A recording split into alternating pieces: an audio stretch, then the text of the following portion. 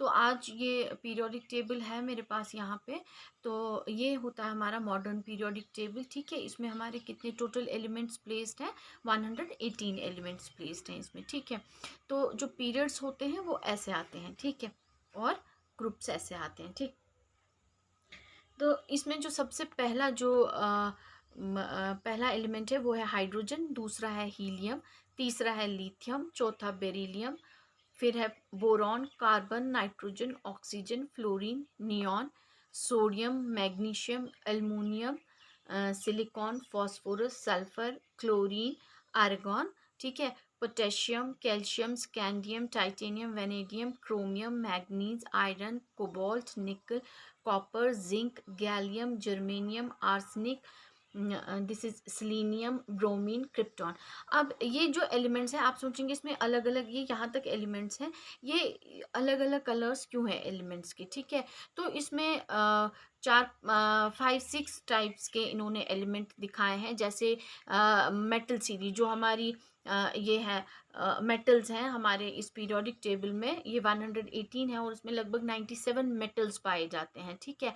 तो मेटल्स का अलग कलर दिखाया है, जो ट्रांजिशन मेटल्स होंगे उनका अलग कलर है, एक्टिनाइड्स का अलग कलर है, ये नीचे आ गई एक्टिनाइड सीरीज, ये है लैंथेनाइड सीरीज, ठीक है।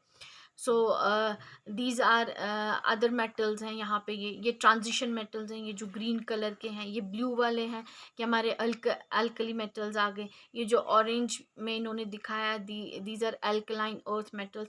अब एज सच आपको इसके साथ कुछ नहीं करना है, इस पीरियोडिक टेबल के साथ आपको बस इतना पता होना चाहिए कि इस पीरियोडिक टेबल में हमारे पास 118 एलिमेंट्स प्लेस्ड हैं और इसमें जो है सारी सीरीज आती हैं, सारे एलिमेंट्स चूंकि इसी में प्रेजेंट है।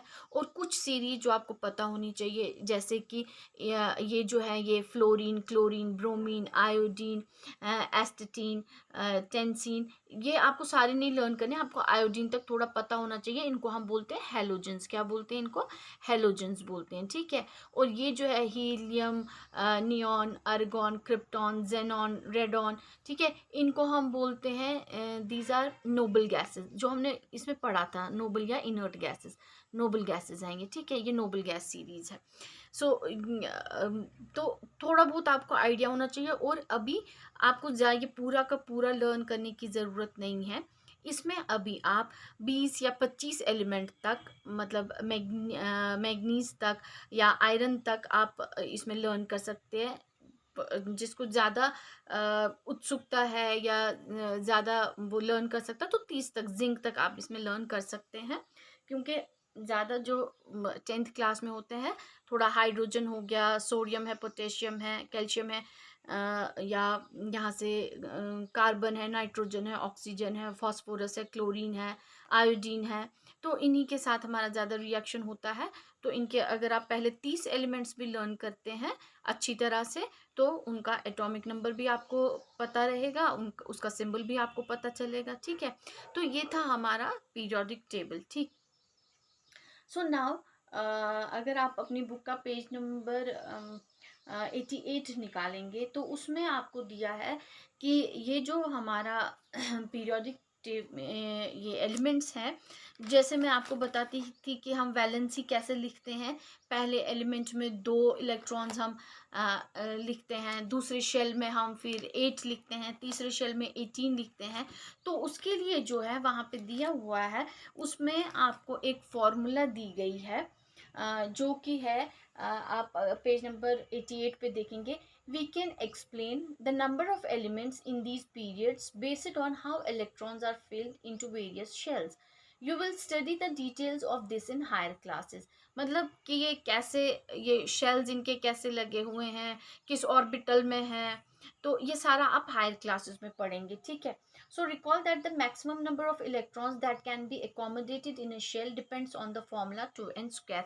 तो मैक्सिमम जो इलेक्ट्रॉन्स एक शेल में कितने रह सकते हैं वो हम निकाल सकते हैं एक फॉर्मूला से, जो कि है 2n स्क्वायर। ये आपकी बुक में दिया हुआ है, where n is the number of the given shell from the nucleus, जहाँ पे कि n का नंबर, n का मतलब क्या है, नंबर ऑफ शेल, ठीक है। तो अगर हम ये देखेंगे, एग्जाम्पल दी है इन्होंने जैसे के शेल की, 4 शेल्स हैं के एल एम एन, ठीक है। तो आगे भी जाते हैं, ये अभी के लिए हम के एल एम एन ले लेते हैं। तो अगर मैं ये के एल एम एन शेल लूँगी तो के शेल का जो है हमारे पास वो आ गया 2 मल्टीप्लाई बाय फार्मूला क्या है 2n² है, ठीक है, ये फार्मूला का। तो ये आ गया फर्स्ट शेल है, के हमारा फर्स्ट शेल है ये, ठीक है, ये स्क्वायर। तो ये क्या बना, मैथ तो आप सबको आता है, 2 1 1 जा 1, तो ये हो गया 1 इक्वल टू 2, सॉरी, ठीक है।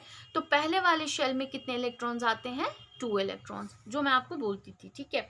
सो एल शेल में कितने आएंगे, अगर हम इसी फॉर्मूला से देखेंगे, 2 का square, this will be equal to 2 multiply by 2 2 जा 4, this will be equal to 8, ठीक है। एम शेल का अगर हम देखेंगे 2 multiply by 3, this will be equal to square 3 3 जा 9, this will be equal to 18। तो एम शेल में हमारे 18 इलेक्ट्रॉन। तो ऐसे ही ये सोन, अगर आपको फॉर्मूला पता होगी तो आप ये निकाल सकते हैं कि किस शेल में हम कितने इलेक्ट्रॉन्स एकोमोडेट कर सकते हैं। तो आपको के शेल में हम 2 इलेक्ट्रॉन्स एकोमोडेट करते हैं, एल शेल में 8 इलेक्ट्रॉन्स एकोमोडेट होते हैं और एम शेल में 18 होते हैं, ठीक है। तो कम से कम इन 3 शेल्स का तो आपको याद रखना ही रखना है, ठीक, कि किस में कितने इलेक्ट्रॉन्स होते हैं, ठीक है, समझ में आया ये। Then is the third, fourth, fifth, sixth and seventh periods have 8, 18, 18, 32 and 32 elements respectively.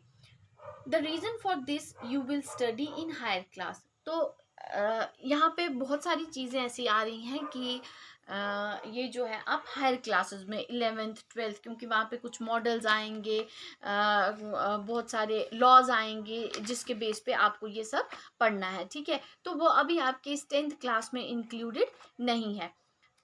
So the position of an element in the periodic table tells us about its chemical reactivity. तो इस ये जो पोजीशन है elements की, ये हमको reactivity के बारे में बता सकता है।